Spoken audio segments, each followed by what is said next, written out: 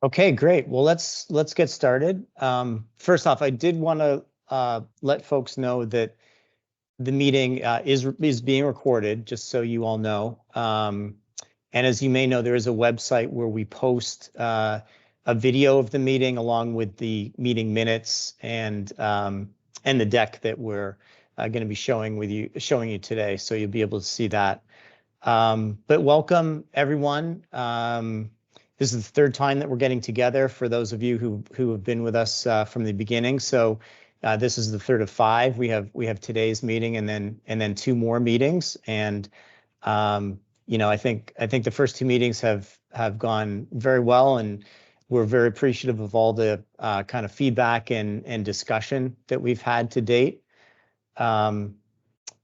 And then, today we're going to be looking at indicative economics and funding options by infrastructure type. And I'd like to start off just by turning it over to Sarah Harari just for some opening remarks. Sarah?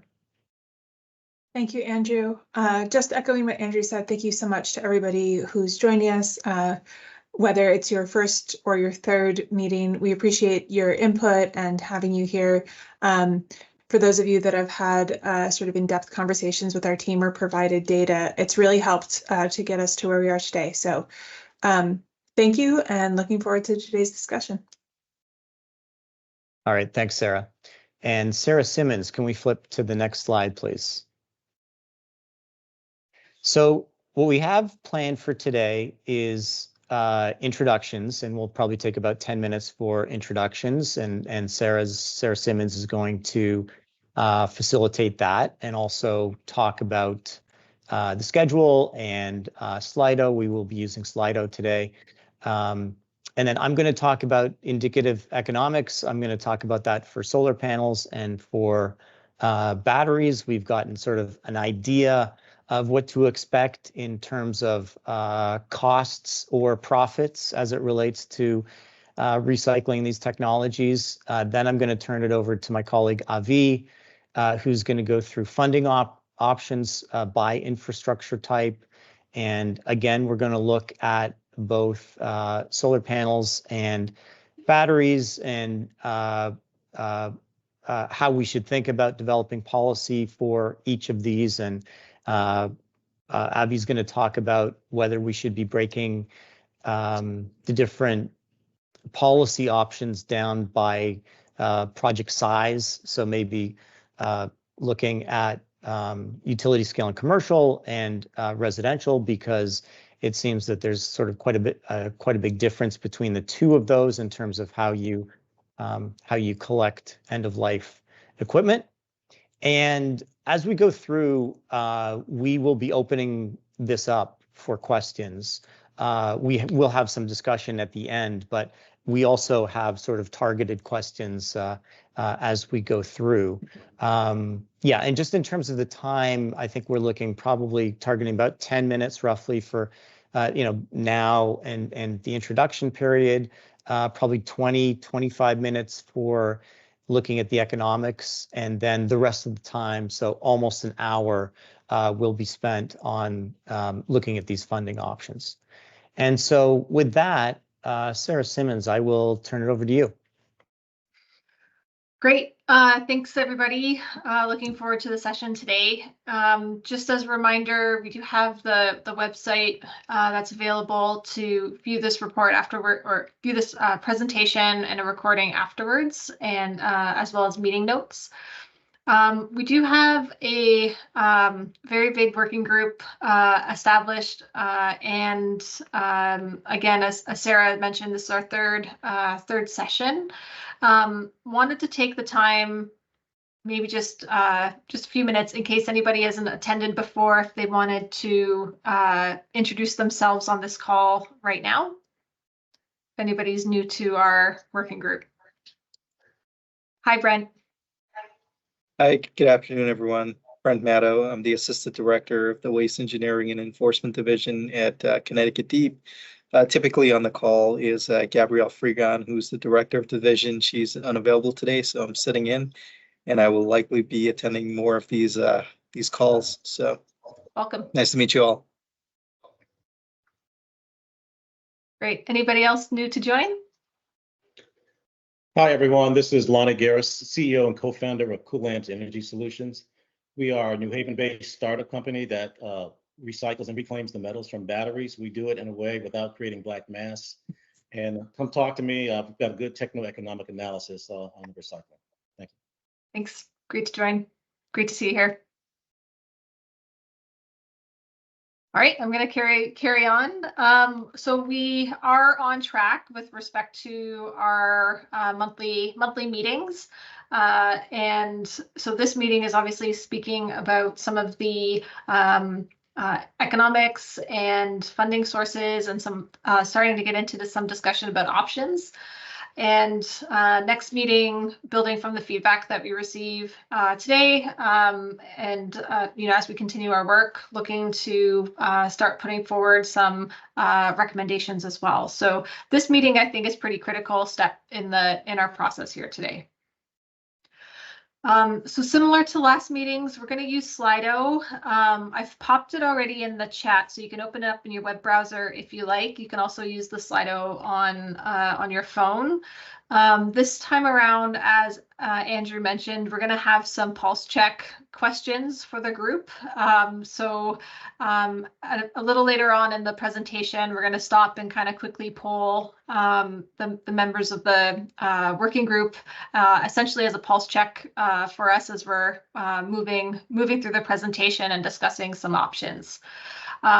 So the other part to remember is that if you have questions or items that you want us to discuss later on in this working group, do please feel free to submit them in the Q&A of the Slido, and we can prioritize our conversation based on the number, based on that interaction. And it also allows us to kind of track questions that we may not have time to address today. We can track those questions and potentially follow up later on with respect to any additional topics that we don't have a chance to get a chance to dig into today. So just a minute there, I popped it in the chat. So just letting everybody kind of load up the Slido, and then I'm going to turn it over to Andrew.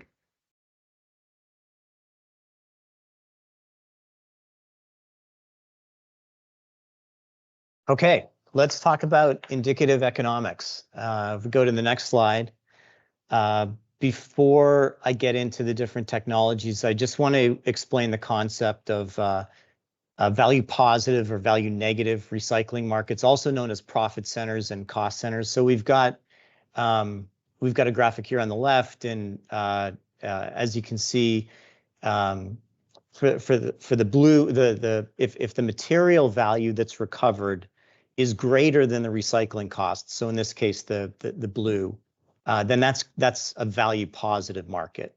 And similarly, the green, if the material value that's recovered is less than the recycling costs, it's a value negative market.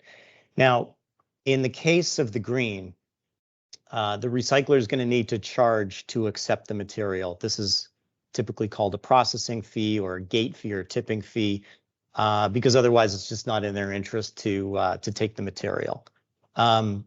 Similarly, on the blue, if the material is extremely valuable, then the recycler is willing to pay for the feedstock. And in both cases, the level of either the fee or what's shared in the case of a value positive market is dependent on the competition. So if there's not a whole lot of competition, then these fees are going to be high. And if there's more competition, the fees will be lower. At the moment, what we're hearing and seeing is that the solar panel market is currently a value negative market. It's not economic just to accept feedstock and do the recycling. So there is a processing fee that's charged. In terms of batteries, that's very much different. It's very different. And it depends certainly on the chemistry and commodity costs and the processes that are used. But in some cases, those are profitable. In some cases, those are very profitable. So with that introduction, I want to go and first of all start talking about solar. So if we flip to the next slide, Sarah. Just want to throw out a couple of numbers before I get into some more detailed costs. But I've just got three numbers here on this page. The cost of a new panel today, the cost to recycle a panel today, and the cost to send a panel to landfill, at least a non-hazardous panel. So if we begin from the left, the new panel, assuming a 400 watt panel and about 30 cents a watt, that's roughly what panels are going for today. It's a very dynamic market and it's always changing, but that would be about $120 for a new panel today. Now, if a panel today were to be recycled, what we're hearing is there's quite a range, but $18 is sort of a rough estimate of what recycling one panel would be today. Now, to send it to a landfill today would be about $2. So a couple of observations here. First off, recycling costs today as a percent of the cost of a new panel are pretty significant, roughly 15% with these numbers, keeping in mind there's quite a variation. So, you know, this is an additional charge that the industry is going to have to think about. And then secondly, is that, you know, landfill costs today are about an order of magnitude less than recycling costs. So, of course, absent any regulation, you know, many folks, maybe most folks, would send their panels to a landfill. But of course, the environmental impacts are not being factored into to these figures. So, yeah, just wanted to introduce that. And then if we go to the next slide, we've got a little bit more information here about what we've heard. We've got a chart of, which is considered this very illustrative of what recycling costs per panel might look like over the next 25 years. If we begin on the left-hand side, the yellow bar is the recycling cost that I just mentioned on the previous slide of about $18. And then the other costs are logistics costs. So the green and the blue bars are logistics costs, shipping and dismantling and collection of the panels in the first place. So if you add all that up together, we're at $43, which is quite a large number. Now, anyone who's been in the solar industry knows that in the solar panel industry itself, costs have been brought down significantly over time with scale economies and innovation and a bunch of other factors. So we've been told that costs today should come down as the recycling industry grows, because the recycling industry today is very small. How that's going to look, we don't exactly know. This is, as I said, sort of, we've put some illustrative numbers out here, and these are numbers on a nominal basis. And of course, if there is cost reduction in the industry, then the burden of recycling will be much less than it is if you were to have to recycle today. But we certainly would be interested in feedback from the group on this, whether people think this is in the ballpark, if it's way off. We'd love to get your take. This is on the commercial side, and then Sarah, if you move to the next slide, we look at the residential side. The numbers on the residential side are likely a little bit higher because we're just talking about smaller volumes. So it's one thing to take a megawatt of solar and recycle it, and it's another thing to take 8 kilowatts of solar and recycle it. Again, these are just very rough estimates on our part, but in terms of our client and the state of Connecticut, we're just trying to get some information that informs the decision-making around policy. Then if we turn over to batteries, this is where the situation is quite different, and we have data that looks a lot different as well. But this is actually data that we have from Circular Energy Storage. This is Hans Erik Millen in London. He's an independent consultant and quite well known in the battery recycling industry. And we actually purchased his report and have been in contact with him. And he has graciously agreed to allow us to share information on this page and the next couple of pages. But what we have here is two different chemistries. What we have here on the chart is two different chemistries, LFP and NMC, which are defined below: nickel, manganese, cobalt, and lithium ion phosphate. These are two of the most popular lithium ion chemistries.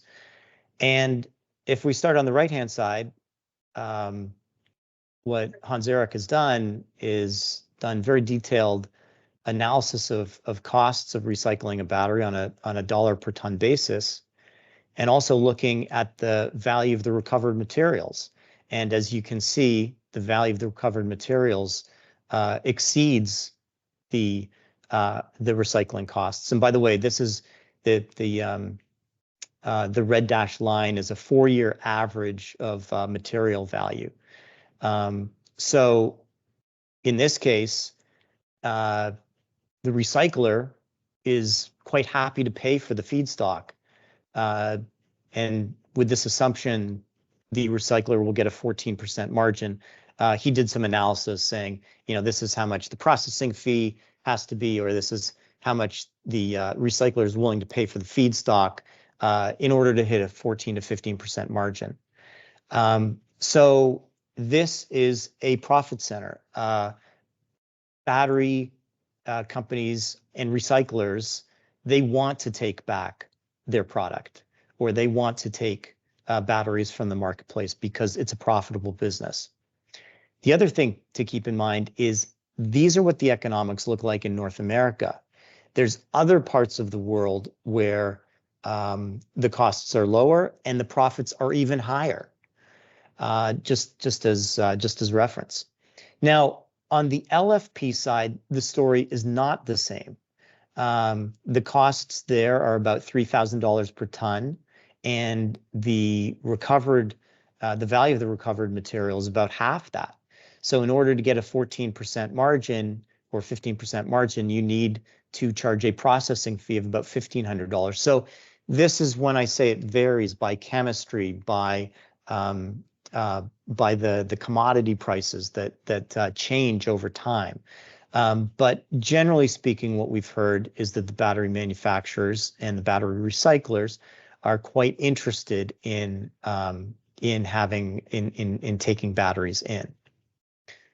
And then Sarah, next couple of slides, if we go to, so the next two, I don't want to go into these in great detail, but this is just to show what some of these material values have been over the past 4 years.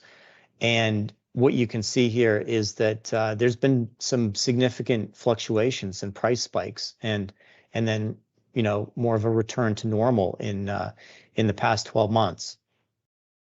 On the left-hand side, we have the material. Sorry, just one more comment. On the left-hand side, we have the material values of scrap cells, and just based on different chemistries. And then on the right-hand side, we have the black mass prices. And then Sarah, I'll let you go to the next one. And this shows the material value for a given chemistry based on the process. So there are some not all processes are created equally. And of course, there are some processes that recover more of the material, get to higher purity levels than others. And so we've got a range of recovered values, ranging from the blue, which is 100% recovery of cathode copper and aluminum, down to the green, which is a smelting operation, and other processes in between. So that's what I have for this section. I would like to open it up, probably just to maybe a couple of comments if folks have a couple of comments. If not, we can move on, but I'd just like to pause and see if there's any comments or questions about this section.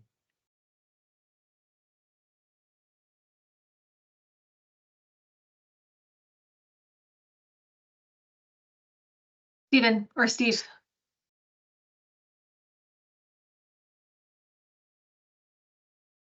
Okay, there we go.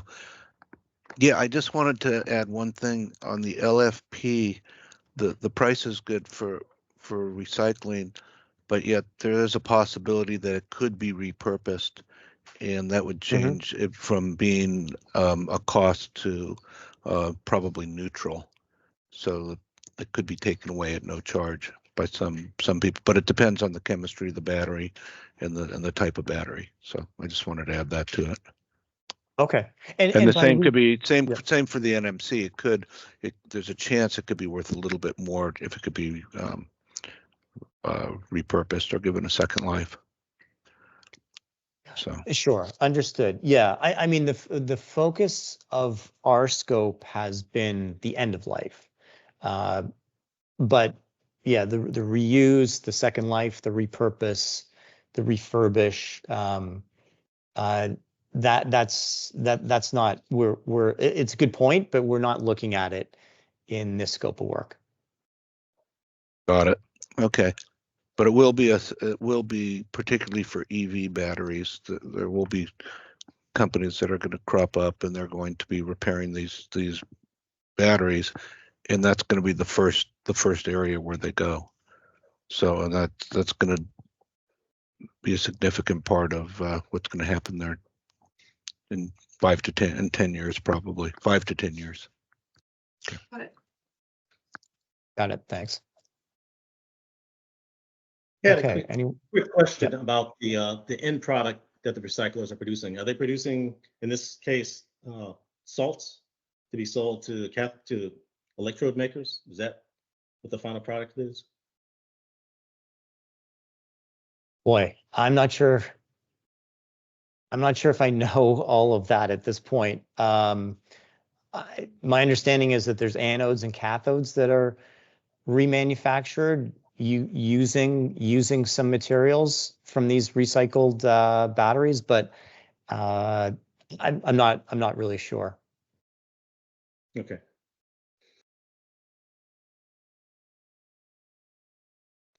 Okay, so let's move over to the funding options, and I want to do just a sort of a brief intro here of kind of where we're at on these options. As I said, this is our third meeting of 5. We have discussed different policy options, and today certainly we are interested in brainstorming and listening to your ideas, listening to new ideas, discussing ideas. But at the same time, we are going to be kind of converging, certainly over, the next working group meeting and of course the final group meeting. So Avi is going to talk about what we've heard to date, and then opening it up to questions. But just sort of to tee this up, we want to probably do a little bit of listening and brainstorming and getting to the right policy, but then also trying to converge, and then probably by the next meeting more refine these options that we're going to be recommending. And with that, Avi, I'll turn it over to you. All right, thanks, Andrew, and good afternoon, everybody. As Andrew mentioned, we're going to be talking a little bit in the second half of our meeting today about how the funding is tied into what will ultimately be recommendations that we're making as part of this project. This is just an overview to sort of set the context as to why we're talking about this at all. The decision that we've received from the regulator suggests that we should be putting forward both a timeline and a cost for recycling options. And that's cited here, as you can see. The previous section of our presentation that Andrew just went through, speaks to some of the costs that could be incurred for different recycling options. And what we're going to be talking about for the remainder of today is largely the question of who should pay those costs and what exactly that should look like. One of the things that's become pretty clear to us through the discussions that we've had with many of you and in the working group meetings themselves and through our own research is that the question of funding is pretty closely tied up with the choice of the end-of-life management framework. In fact, it's quite challenging to kind of separate the question of who pays from the broader question of what sort of framework should we be putting in place for these technologies. One key finding that we've already hinted at is that different economic considerations for different technologies would suggest that technology-specific management options could be considered. That's one of the questions that we're going to be discussing today and also posing to you more directly towards the end of the presentation. If we could go to the next slide. So just a brief recap. This chart was presented at an earlier working group meeting, and it just lays out sort of the three broad kind of paradigms or frameworks for recycling that we've been talking about and that we've been thinking about. And highlighted in each of them is sort of the cost and payment component. That's not the only thing that distinguishes each of these three frameworks, but that's what we're going to be focusing on today. And next slide, please. So just in terms of kind of how we've gotten to where we are today, as I mentioned a moment ago, we have been speaking to many of you in one-on-one interviews. We have had a number of these working group sessions, and of course we've had discussions with the Connecticut Green Bank and with DEEP, as well as with other environmental departments from states across the country over the last number of weeks. And some of the considerations that have come out of those meetings and discussions include those presented on the screen here. So as Andrew just alluded to, or actually stated pretty explicitly, there are some substantial differences in the value of solar panel versus batteries from a recycling perspective, which obviously creates different incentives for the owners or users of those technologies to recycle them, and of course for the manufacturers as well. We've observed and we've heard that end users differ quite widely in their ability to recycle, their desire to recycle, the feasibility of kind of regulatory compliance framework. We've heard that there are uncertainties around the length of life of different equipment and frankly of some of the manufacturers or suppliers themselves. And so from a public policy perspective, we probably should assume that some of the manufacturers and suppliers who are putting products into the market today may not exist anymore when the product reaches end of life, which could be many years in the future.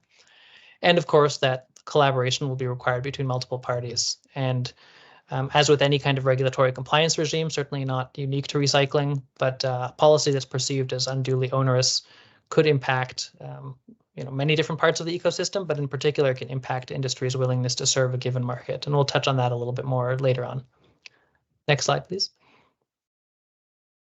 So this is just a kind of a little bit more of an in-depth overview of what we've heard for each of the sort of three frameworks that were presented a few slides back. So for extended producer responsibility, just a brief overview, of course, in the first bullet there, what this framework entails. The manufacturer could fund and manage the recycling at the end of life. They could fund the recycling, but the actual processing could be dealt with by a third party.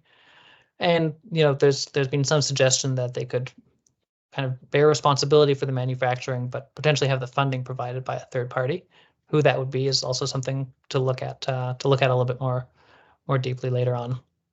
Fundamentally, though, manufacturers under an EPR framework have to be willing to participate in this framework. And as I mentioned a moment ago, if compliance obligations are perceived as being too costly relative to the profits that the manufacturer can make from serving a market in a state like, in any state, but in Connecticut in our case, there is some evidence which we've heard directly from other states, from other state governments, that some manufacturers, if the compliance burden is too high, they'll just walk away from the market in that state and kind of refuse to serve the market rather than comply with an obligation that's again perceived as too costly or onerous.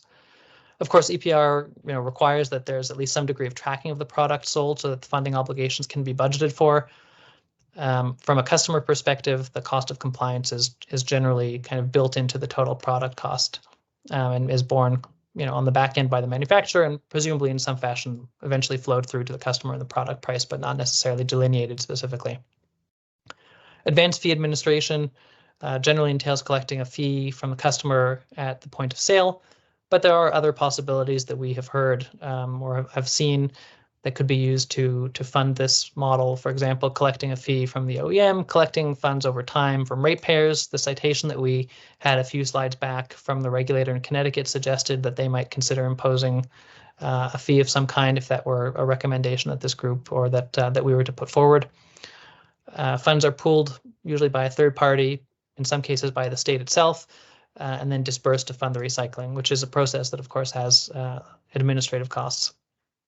One consideration that was flagged with advanced fee administration is, of course, if the customer sees a line item, as they're going to purchase the equipment, that they have to sort of prepay for the recycling, that may have a chilling effect on their desire to purchase the equipment. Next slide. Decommissioning bond. As I think we've discussed in previous working groups, this is essentially the status quo today, where there's some kind of financial instrument or assurance that is meant to go towards the decommissioning of the project at the end of life. And this may continue to be the most appropriate for some facilities or some kinds of facilities. One of the considerations that we've heard in our research was the effectiveness of these bonds in actually not just decommissioning a site broadly, but in terms of actually making sure that materials get recycled is not especially clear. We have made a number of attempts to obtain actual plans rather than just sort of models or templates, but have not had much success in that respect. And from what we have seen, details on recycling specifically are quite minimal. In addition, the actual enforceability of commitments that are made in these plans is uncertain.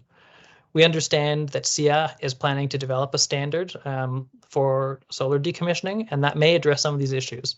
But that's, like I said, still under development. Next slide. There are, of course, other options, and one of the questions that we're going to pose at the end of this discussion is: are there other options beyond those that we've just heard that don't neatly fall into any of those three frameworks and which are presented here? So one of the ones that we heard from a stakeholder in the industry was just a kind of straight sort of fee for service or user pays model, where particularly on the residential side is what we're talking about here, where a customer or a homeowner who has this equipment would just take it to a municipal transfer station and pay sort of a fee on the spot to discard or recycle their equipment. Of course, there are issues with requiring customers to pay. That's not the norm in all states, and we understand it's not a common norm in Connecticut. And that, of course, can incentivize customers to not recycle the product, either just by dumping it illegally or by landfilling it, etc.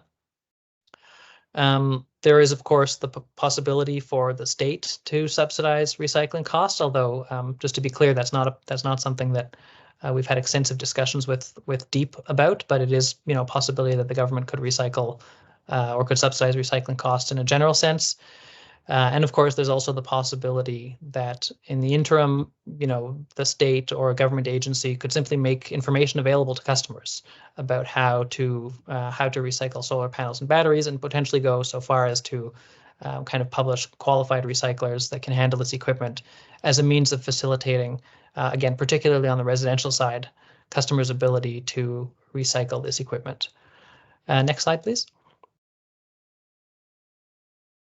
And then, of course, there's also, a large sum of federal funding that's available through various legislation. One example is the so-called bipartisan infrastructure law that provides many hundreds of millions of dollars towards research, development, demonstration of battery recycling, solar and other renewable energy equipment recycling.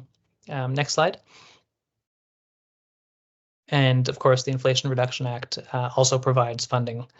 So in addition to the other sort of what I might call miscellaneous or other options that we presented 2 slides back, we also are interested, and again, we'll get to this in the discussion later on, but we are interested in understanding from you what, if any, relevance external funding sources such as federal grants, state funding, etc., may have to, what bearing those should or might have on the recommendations in terms of program design or choice of end-of-life management model, and of course the economics of recycling themselves. Next slide, please. So this is just a sort of high-level synthesis of everything that we have heard. And as I mentioned a few minutes ago, that includes kind of one-on-one interviews, discussions that we've had internally, desktop research, etc.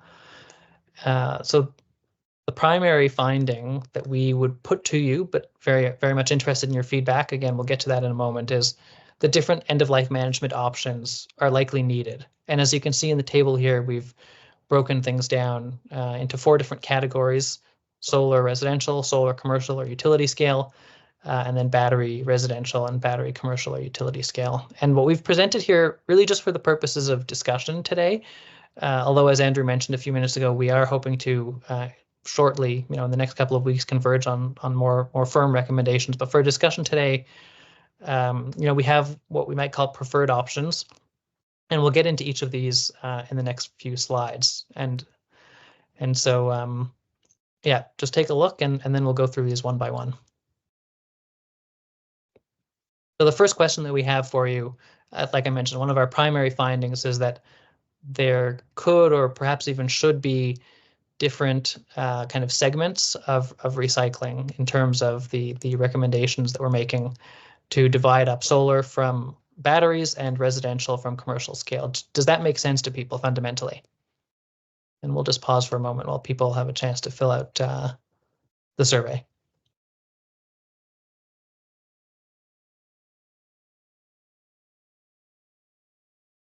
Okay, well, so far It's not, the line isn't moving, which is pretty good signal. Not jumping around all over the place. okay. Well, it looks like we have I would say, a fairly strong support that we're on the right track. For those who are not sure, if you are comfortable doing so, we'd love to hear your thoughts on that. If there's something that you think might not work, we can pause here for a moment, or of course, we're happy to take those comments after the meeting, either on the phone or in writing. But again, I'll just stop for a moment in case anyone wants to comment on this item right now.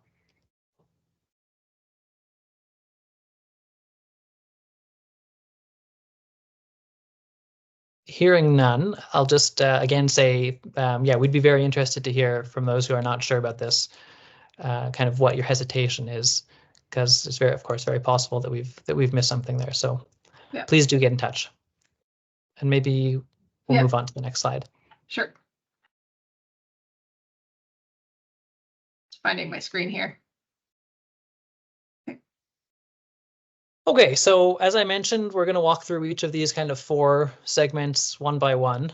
On the residential solar installation, which is where we're going to start, we've observed that there's 2 primary models: host-owned and leased or third-party owned systems.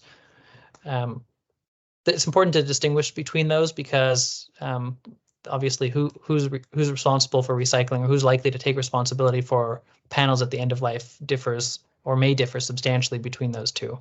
Particularly the host-owned panels, where you have kind of sort of sporadic distribution of panels across a geographic territory. The number of panels at any given site may be quite low, and any individual homeowner's ability to pay or willingness to pay for disposal or recycling, those are highly variable. So there is a challenge there in terms of how to kind of ensure that panels from residential facilities get recycled, and particularly host-owned, but also, of course, leased systems, which have leases that could expire on different schedules, and so you could have some of the same issues there. So we are thinking at this point that an advanced fee administration model might be the most appropriate for such installations. Essentially, that would entail somebody, still to be determined who that would be, but someone would be assessed a fee kind of upfront, and that would ultimately pay for the cost of recycling or collection and recycling of small volumes of solar panels. Through our research, we've discovered that the norm in Connecticut is that when individuals bring waste to a municipal transfer station, they generally are not charged kind of one-off fee for that, and therefore, on the one hand, the advanced fee administration would kind of conform to that insofar as the fee would be collected up front rather than at point of disposal. But of course, that also means that the fee needs to be high enough, or the funding needs to be high enough to substantially cover the cost of recycling if the customer is not going to be assessed a charge at the time of recycling. In terms of leased or third-party owned systems, our general understanding is that the lessor is usually responsible for the removal of the system at the end of life. Whether that also entails a recycling obligation is very much uncertain from our perspective at this point. And it might therefore be, from a policy perspective, it may be worth considering whether some kind of formal end-of-life protocol should be put in place for third-party owned systems, where there are potentially large volumes of panels, being processed at end of life. And that could, again, this is just something to put out there for discussion. That could be, maybe the submission of an end of life plan for review or approval, or some other mechanism to sort of make sure that those panels, which again could be, reaching end of life in sizable volumes, do actually get recycled. Next slide, please. So, based on everything I just said, and of course your own opinions, any thoughts thus far? Is advanced fee administration, which again means paying kind of upfront at the time of purchase, putting that money aside and then using it at a future date to fund recycling, the most practical or workable option for residential solar panels?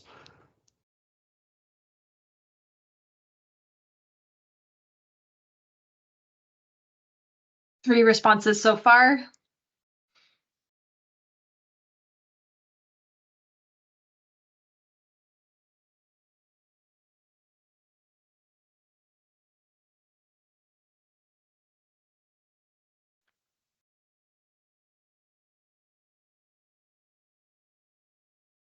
If there's anybody who, and I'll ask this for each of them, but if there's anyone who is, yes, those who are not sure, or possibly even who vehemently disagree with us, if you are comfortable doing so and would like to comment on that right now, you're more than welcome to do so.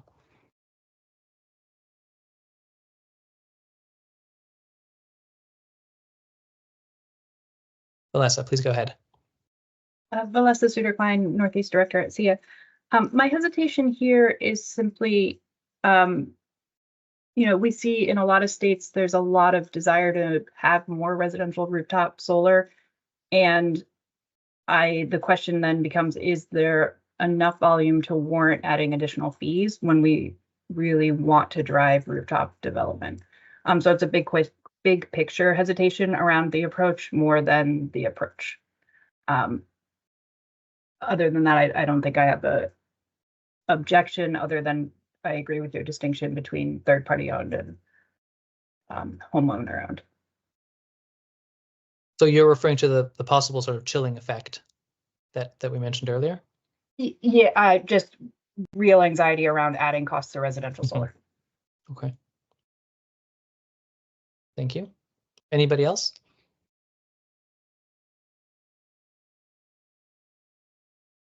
You can keep thinking about that, and we will maybe move on to the next slide. Again, we're gonna have time for more discussion at the end. On the commercial side, obviously, much larger number of panels, a much higher degree of geographic concentration of those panels. They're not on households every couple of blocks. They're in solar farms, or mounted on large commercial or industrial facilities.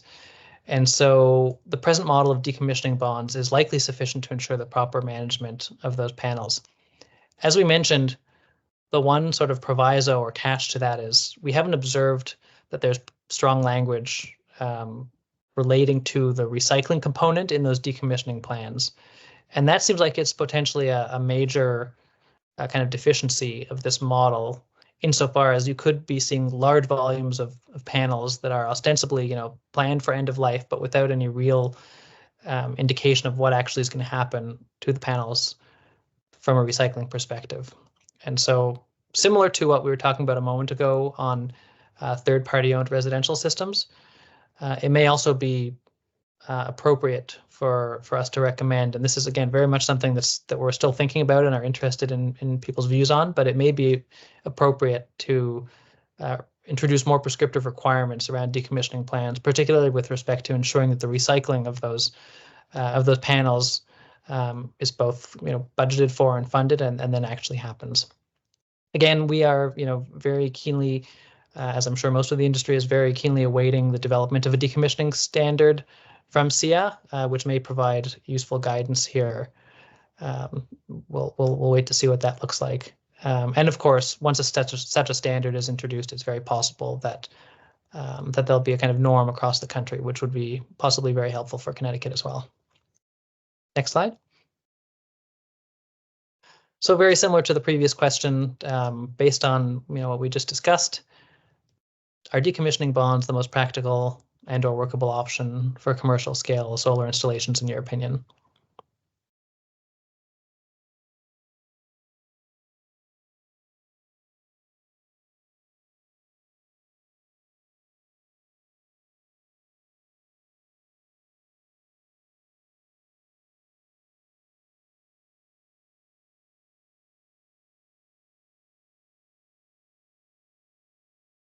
Would anybody who is in the unsure category like to share their views?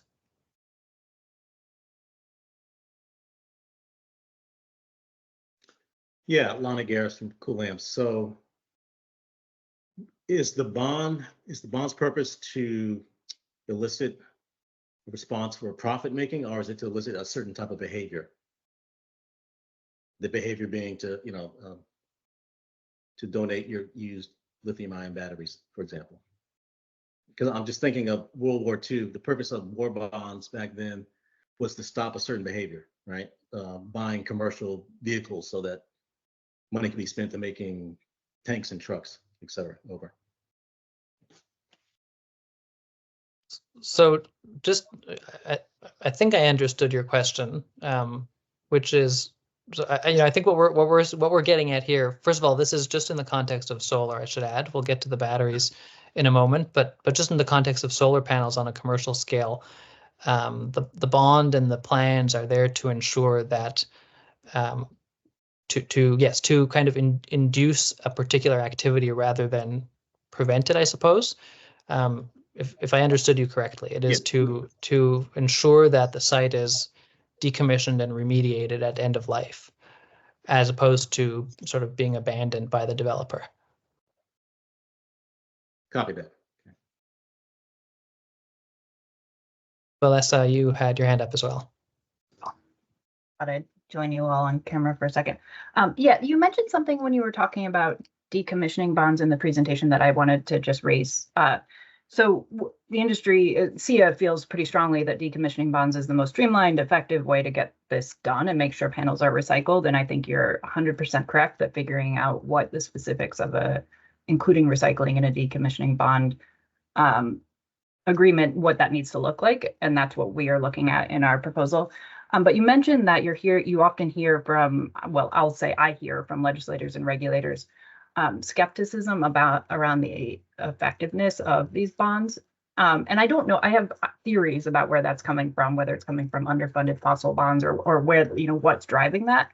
And I've had a lot of side conversations around literally decommissioning a project to show people. And so this is something that's probably outside of the scope of this, but I really would like to understand if we agree that decommissioning bonds is a good legal vehicle to make sure panels are recycled, how do we also get people comfortable with that and really trusting? How do we make them strong enough that people feel good about it?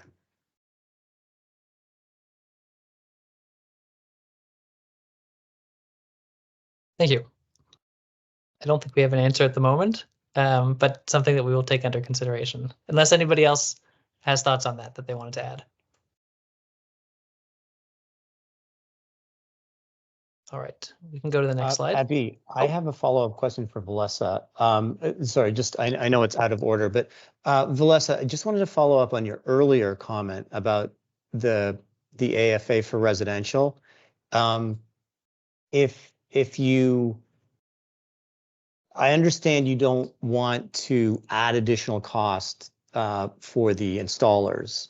But is there another suggestion that you would have? And also in terms of the AFA, like there's different people can be the ones who put the money in, and it can be like it could be like in your utility tariff, or it could be a ratepayer even. Like there's different. I'm just wondering. I understand the point that you don't want the price to be higher and for you know, for volume to go down. But then I'm just wondering if there's someone, if there's a party who could pick up the tab that wouldn't cause that to happen. We have certainly had conversations around this, around, with NYSERDA in New York, around, is there a way to sort of have a fund that helps with this? So I think that I don't have an answer to that question, but that's exactly what we're looking at. And I think for a while we were really strongly favoring, third party owned is set up better to handle this, and homeowner owned is more like your refrigerator or your washer and dryer, and how do you sort of leaving those alone, honestly. But I think given the conversation we're having in Connecticut, I'm not sure that's sort of where the conversation is headed. And so I do think we need to seriously think about what could work, because I worry that it will have a slowdown effect. So I don't have an answer is the short answer. Okay, gotcha. No, thank you.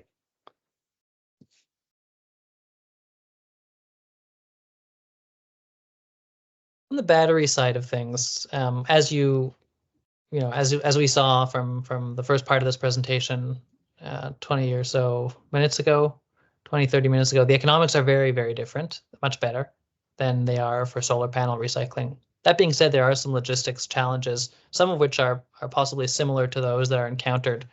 Again, I'm referring to the residential side. With batteries, there are some logistics challenges that are similar to those that could be encountered on the solar side. And those really speak to the logistics of retrieving and transporting batteries that are potentially dispersed in kind of individual homes or small commercial facilities to recycling facilities at the end of life. And of course, batteries potentially also have a safety consideration. It's not clear to us from the kind of sum total of the work that we've done to date whether an EPR model or an AFA model would lead to better recycling outcomes for residential stationary batteries. So I just want to be very clear and put that out there. And this is one of the things also that we're going to be asking you for your thoughts on in a very direct way. Because on the residential side, it's a very small and nascent sort of market relative to EV batteries, which are not in scope for most of this discussion today, but of course something that we're thinking about in the back of our minds, and to larger sort of utility scale battery storage systems. That being said, the battery industry has very strongly favored the EPR model at the commercial level, and we'll get into that in the next slide in just a moment. And in fact, have told us that they've made good progress in developing the infrastructure that's needed to efficiently recycle larger scale battery storage systems. And so we were thinking, and something to put to the group, that an EPR framework might be the most workable solution for residential battery installations from the perspective of consistency, ease of transport and processing, etc. So I'll pause there for a moment because I see that there's a hand up. Roger. Hey, thanks, Avi. And I think my question here is, it looks like, I guess I'm a little surprised that you did not consider the existing recycling infrastructure, residential lead batteries as the model here, given that the model there, which is a mandatory participation open market, which is neither an EPR or an AFA as you define it, already recycles 100% approximately of those batteries. So it sounds like you have some more details on the next slide, but I think your statement that the battery industry strongly is in favor of EPR represents the position of a segment of the industry. I think the battery manufacturers that I talk to and distributors are strongly opposed to an EPR here, and would really be in favor of, especially where you have products and recycling processes that have a net positive value at the end of life, that the EPR and AFA models are not the right models in this instance. I think those models work better where you have fundamentally products that people don't want, meaning they have a negative economic value, but for products that have a positive economic value, market forces really are an open market with mandatory participation, like you ban landfill disposal, you require take back by distributors, is an incredibly efficient system. And I think not evaluating the existing infrastructure on the lead battery side, where that market really takes care of itself without government oversight and interference. I think you're doing everyone a disservice. Okay, thank you for that. Indeed, one of the questions that we have at the very end of this presentation is, have we missed anything? Or are there other considerations that we should be giving? So that very much speaks to that. So thank you for that, Roger. And we will look into that in more detail. Moving on to the commercial battery installations, in discussions with the stakeholders that we've had, and to Roger's point a moment ago, perhaps we need to have more of those discussions. But what we've heard thus far from the industry stakeholders that we've spoken to, they were very strongly in favor of an EPR framework. Manufacturers are eager to retrieve and recycle the batteries and expect to make a profit in taking them back. And so from amongst the sort of frameworks that we were looking at, again, acknowledging the comment that Roger made a moment ago, certainly we thought it was fair to rule out an AFA model for commercial battery installations. And again, given that what we understood was support for an EPR framework, we were thinking that that would be the most suitable option for commercial and utility scale battery installations. And again, from the perspective of sort of consistency and a desire to have a more harmonized, what we perceive to be a positive desire to have a harmonized framework for essentially all stationary batteries, the same for residential as for commercial installations. So on the next slide, we have the same sort of question that we've asked for the previous options. This one is a bit of a two-in-one question. So apologies if people feel that we should be splitting these two out. But the question, as we've put it here, is an extended producer responsibility framework the most practical or workable option for both residential and commercial scale battery recycling? If there's anyone who feels that we should not be grouping those two things together, as indeed, as I started off by saying, we haven't sort of heard strongly on the residential side that there are particular, whether there's a favored model. We'd again like to hear it either now or afterwards in writing, or of course on the phone later.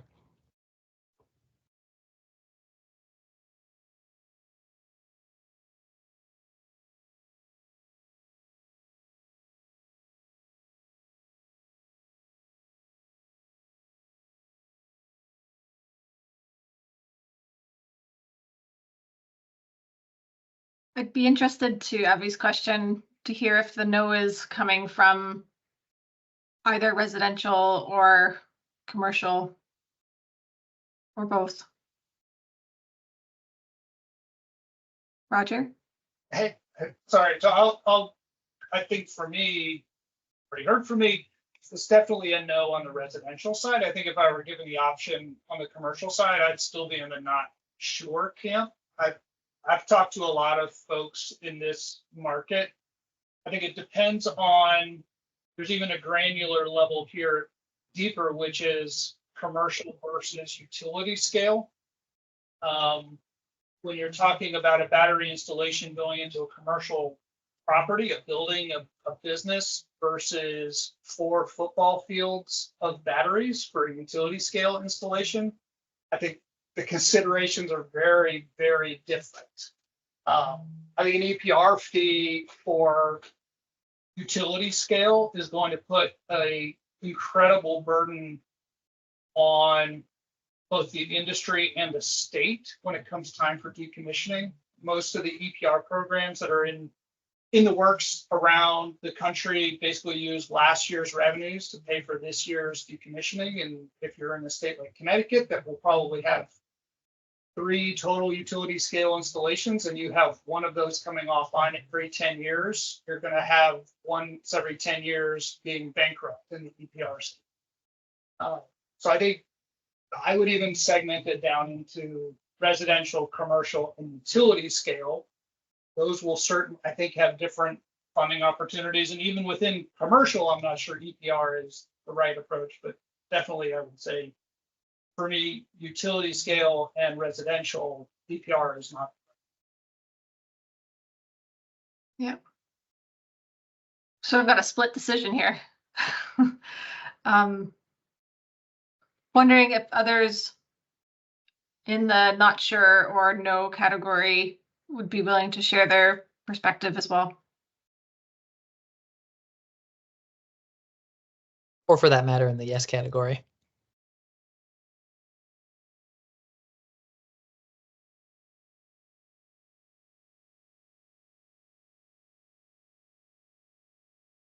Gabrielle.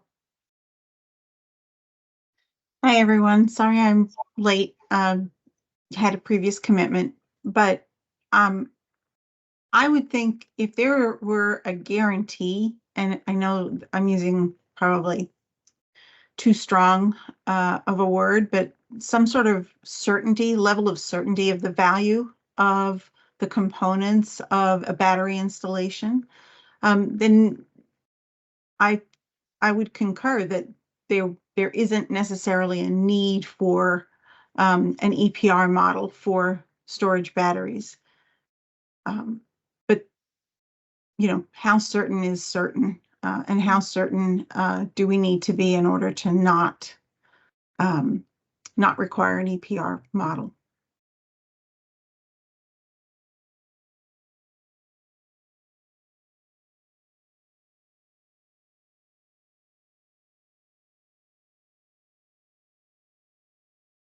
Okay. Does anybody else have any? So first, thank you, Gabrielle. Does anybody else have any comments to share at this time?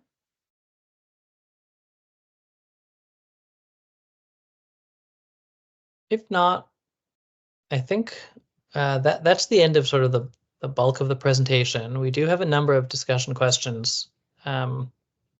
Avi, I have one follow-up question for Roger, if that's Yes. okay. Roger, I just wanted to understand. I'm not sure if I got everything that you said, but I mean, you were saying that you know, in the lead battery industry, there's the market functions on its own, and the batteries come back through the distributors. And then you also mentioned that an EPR model would have an EPR fee associated with it, and that would, you know, be detrimental to the industry. Is your point that the EPR creates like additional burden and I don't know, like bureaucracy and fees, but then just the market working without any kind of policy other than, you know, you can't landfill these things, has no fee associated with it? Is that sort of your main argument?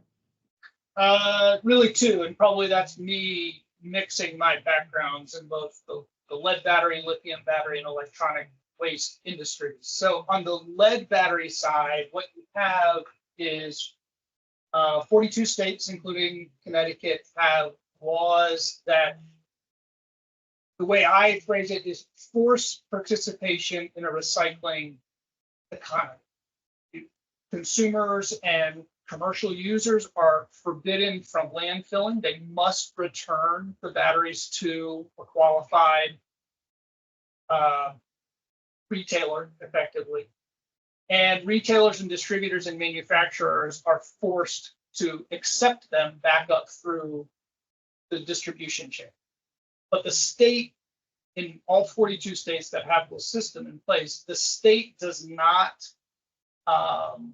collect any state-controlled fees, and the state does not have any direct oversight of that system. There's a forced participation open market.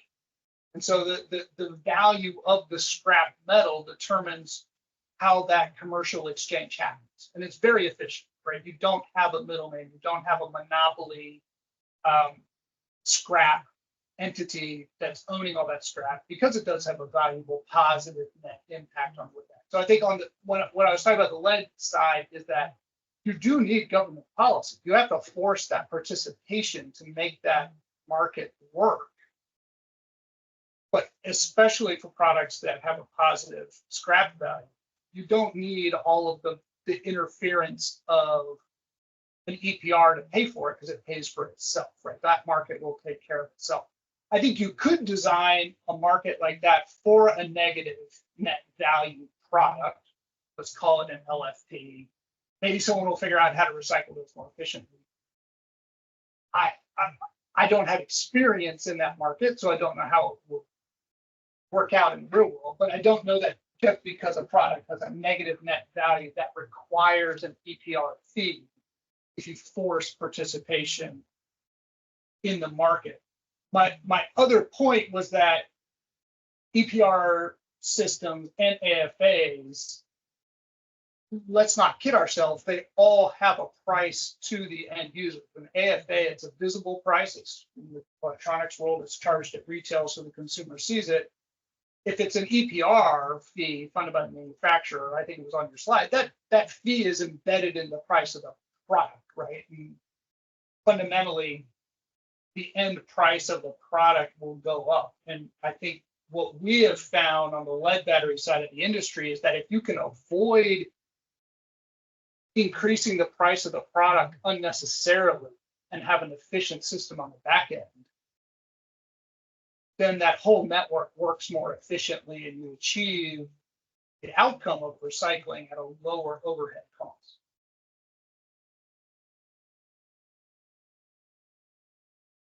Okay, got it. Thank you.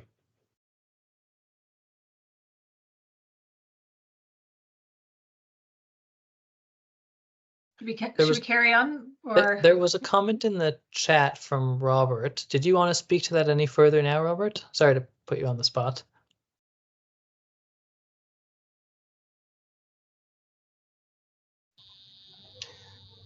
Hi, everyone. No, just as someone who's changed a battery on my car, I know that I get charged a core fee if you don't bring back your actual battery when you're doing it, or if you're buying a new battery. Or so there is, to me, that's more like a deposit refund scheme. I'll also note that, to me, I often think of EPR as a spectrum of options, which you could sort of academically think of things like deposit refund schemes within that broader spectrum. But I really am intrigued by it with the potential challenges of the larger thing that is a stationary household battery, or not even talking about the commercial size. It's easy to throw a car battery in your car and drive it to, you know, the auto shop or whatnot. How would logistics work on the transportation of much larger batteries and potentially more dangerous batteries if we want? To me, there will always, I'm sort of struggling or interested in Roger's sort of thoughts on those components of a lead acid car battery is a much simpler, self-contained, easier thing than necessarily the thing in your, you know, a power wall, and who is going to do that physical movement and, you know, bringing it back. But I think it's an interesting model to look at, don't get me wrong. Do you want me to just jump in there, Alfie? Yeah, sure. So no, Robert's right. There is in most states, a core charge that is attached to the battery. That I don't consider that an AFA or an EPR fee because it is returned to the consumer. So it's a return incentive fee more than an AFA, because the money is refunded to the consumer when they bring the used product back. But to Robert's point, yes, there is a consumer facing fee, but it's not what you guys are terming an AFA. Robert and I are singing off the same page. I agree with Robert that deposit systems are a form of an EPR. It's just on how you guys have defined it. So I was using your terminology. As for the large format batteries, I mean, in the lead battery industry, that's old hat. So large format lead batteries have been in use in data centers, telecom, backup stations for 70, 80 years.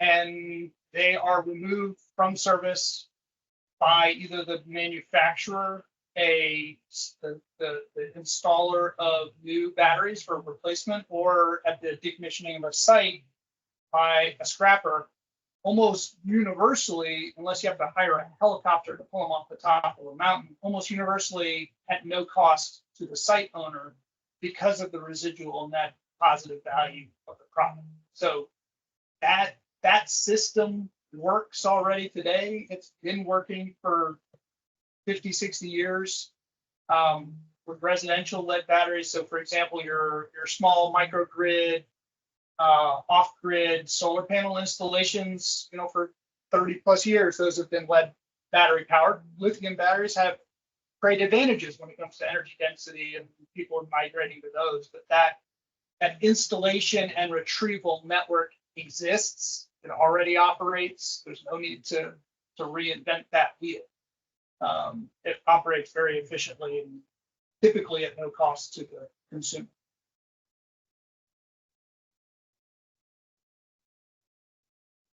Thanks, Roger. Shall we proceed, Avi? Yeah, maybe I'll just give a general overview of sort of, how the discussion section is structured.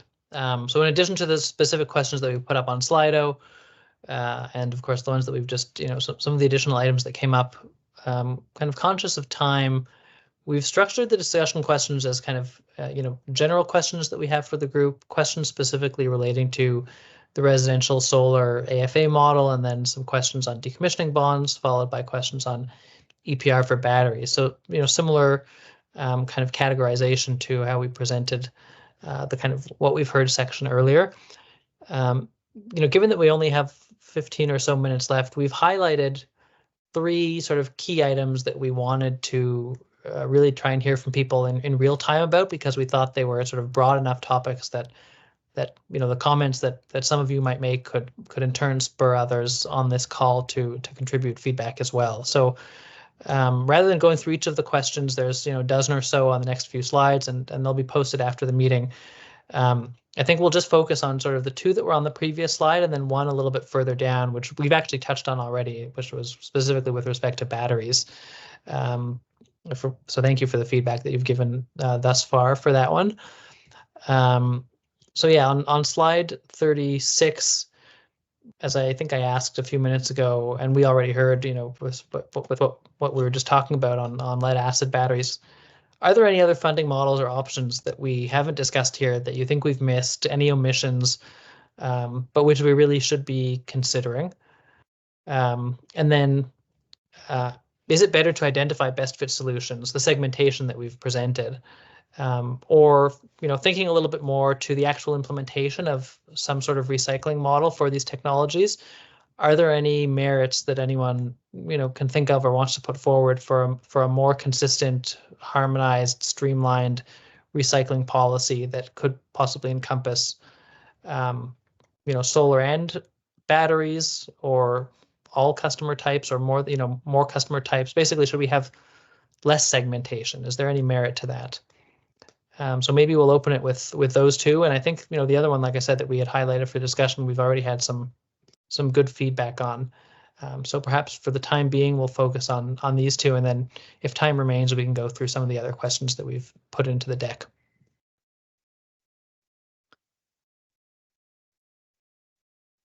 We've also got a couple of questions that came through the Slido that seem to be, some of them are a little bit consistent with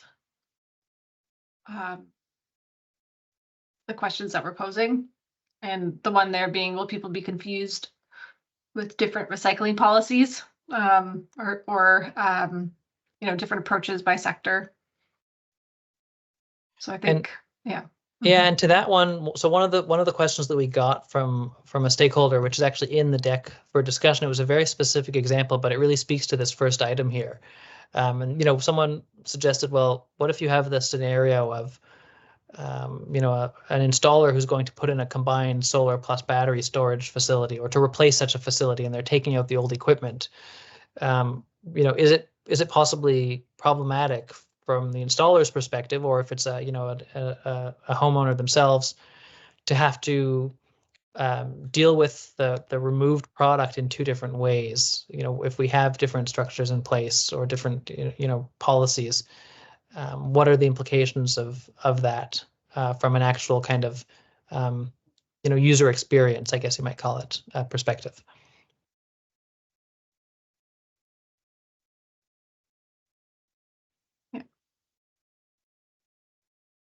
Does anyone, oh, sorry, Roger, go ahead. Sure, sorry. So I did have a thought on this one, which I raised, I think, on one of the prior meetings, which is that I think if we do a bit of a mental shift in mindset from the existing EPR frameworks that are out in the world, whether it be for lead, lithium, electronics, TVs, where the product flow is manufacturer, distributor, retailer, consumer. When you're talking about solar and BESS systems, you have a new player in that custody chain, which is the licensed electrician. And as a state, you have that gives you an additional, it gives each state an additional regulatory touch point of making that licensed electrician through their state licensing responsible for compliance with the appropriate disposal of products that they take out of service. Because when taking any of these systems out of service is going to require maintenance and decommissioning of potentially high voltage touch points, you're going to have a licensed electrician on site. So it gives you it gives the state an additional regulatory touch point to get around that traditional consumer confusion, and that the responsible party is no longer just Harry homeowner, it's a licensed electrician.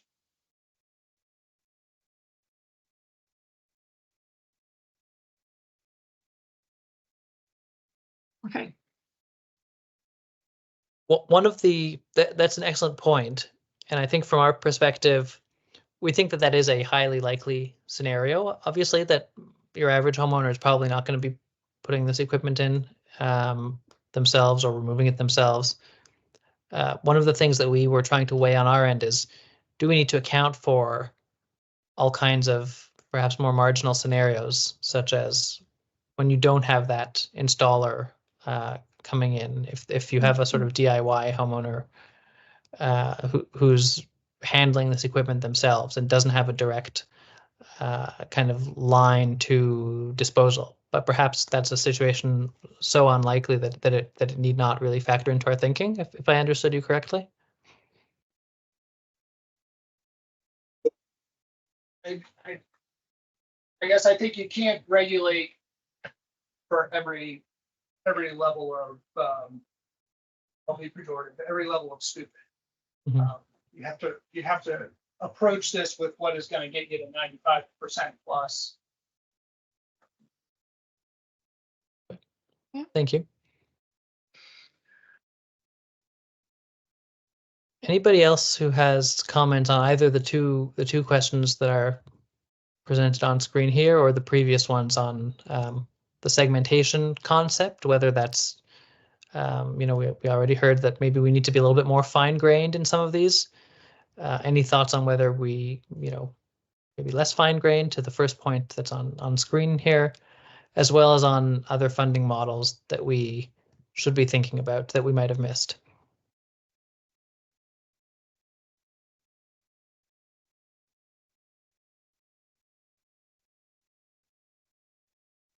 If not, we can go through some of the other questions maybe in more detail, because we do still have 10 minutes remaining and would very much like to get as much from you as we can in the remaining time. So maybe, Sarah, if we can go back to slide 36.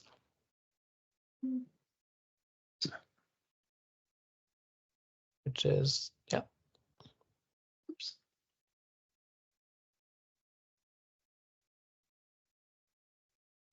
So these are, a little bit, these are diverse questions, I guess. They're general questions that we had. One of the items that we mentioned right at the beginning of this section of the presentation, I'm going to skip to the second last question on this list here, is that the regulator has floated this idea of willingness to introduce a fee of some kind to fund some of these initiatives. What do you make of that? And to the last question here, on a similar theme, how, if at all, should the availability of external funding from other levels of government be factored into the ultimate recommendations that are made? So this is speaking a little bit more directly to the who should pay, who should ultimately be paying for the different recycling, the different technologies that we've spoken to today.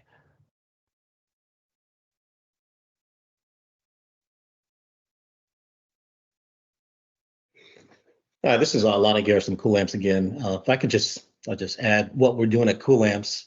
We're working with the U.S. Army to work on a solution to recover the critical metals, from their batteries that they use. They could be for in garrison or even deployed scenarios. And really, one of the primary goals is just circularity, so there's less dependency, say, on China, for example. And so that brings me to the point where maybe there's a federal option here as well, where the federal government can subsidize some of this, then to be reused, say, in defense applications. Over.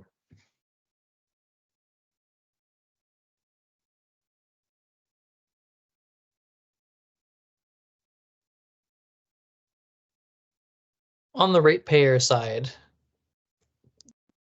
does that alleviate, and we sort of touched on this earlier as well, but does that alleviate any of the concerns that some of you may have with respect to kind of stifling the industry, or do you see that as just sort of moving the charge from one line to the next? Would that effectively sort of make the cost of recycling more diffuse? Or do you think that ratepayer funding for recycling doesn't really go sort of far enough, I guess, in eliminating any sort of impediment to solar and battery deployment?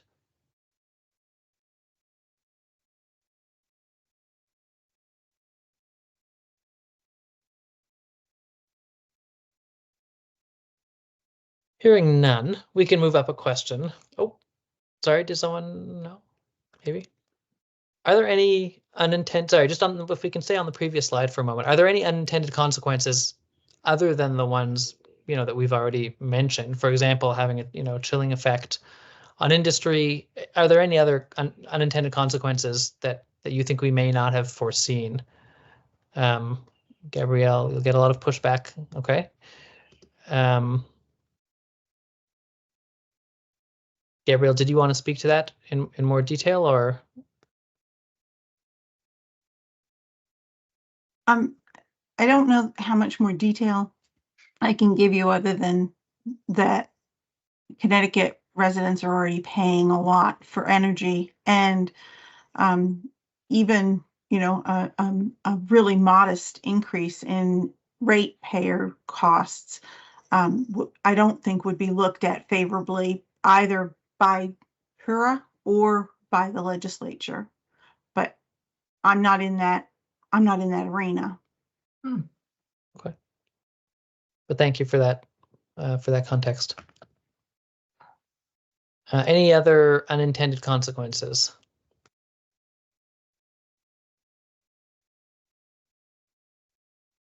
Does anyone have any views? Maybe we'll move very brief. Oh, sorry, Roger.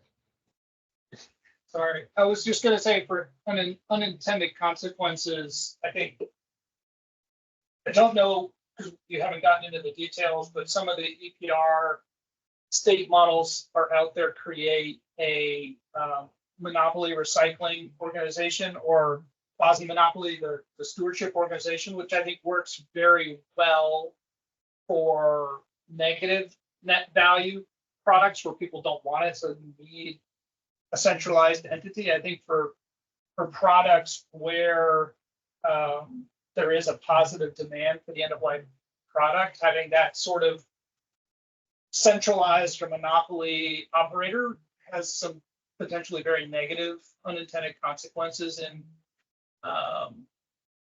pushing the market into the favor of one of the other directions. Okay. Thank you.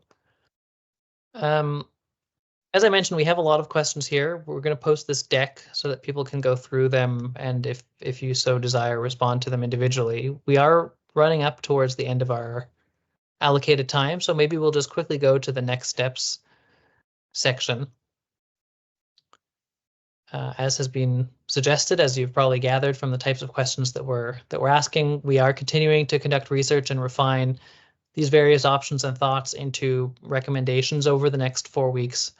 Our next working group meeting is on June 26th. So if you do have further thoughts or specific comments, examples, considerations, things that we should be looking at, concerns, any of those, please do reach out to us, ideally sooner rather than later, but we could take comments as late as the Friday before our next meeting. We're happy to take those in writing or to set up one-on-one discussions with any of you. And at that meeting, we will be presenting firmer recommendations to the working group and also outline the steps for the preparation of our final report. With that, I'll turn it back to Andrew to help us conclude the meeting. All right. Thanks, Avi. And thank you everyone for joining today. Let me turn it back over to Sarah Harari for any closing remarks. Sarah? Thanks, Andrew, and the conversation today. I based on what you were just saying, Avi and Andrew, I think perhaps proactive push on our end, as we post the information from today's session, we'll send it directly to you and then ask you to provide us comments on it. So that you have that little extra push. If there was something today that you want to provide input on, we would appreciate any feedback as we build towards a filing on August 1st. But with that, I hope everybody has a wonderful rest of their afternoon, and we'll see you again next month. Thank you so much. Okay, great. Thanks, Sarah, and thanks everyone again for your time. And yeah, we'll see you again June 26th. Thank you. Thanks, everybody. Thanks.